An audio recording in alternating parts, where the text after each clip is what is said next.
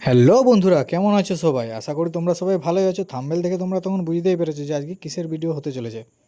কি গো বাঁকুড়াবাসী, তোমরা সবাই রেডি তো? কাল 27শে জুন শুক্রবার প্রভু জগন্নাথের রথযাত্রা। সবাই আসছো তো রথ দেখতে? তাই আগে থেকে রথ দেখতে বেরিয়ে পড়লাম আজকেই, কারণ বুঝতেই পারছো রথ কীরকম সাজানো হচ্ছে সেটা দেখতে আর তোমাদেরকে দেখানোর জন্য। আর এটা হচ্ছে আমাদের বাঁকুড়ার ছোট রথতলা। তো রথটা কীরকম সাজানো হয়েছে তোমরাই দেখে নাও একটু। এখন শুধু লাইটের কাজটি শুরু হয়েছে, খুব সুন্দরভাবে সাজানো হচ্ছে। লাইটগুলো দেখে তোমরা বুঝতেই পারছো। আর এটা দেখার পরেই আমি বেরিয়ে পড়লাম বড় রথতলা, আমাদের স্টেশন মোড়ের কাছে। তো সেখানে দেখে আসি কীরকম রথটা সাজানো হয়েছে, তোমাদেরকেও দেখিয়ে নিই।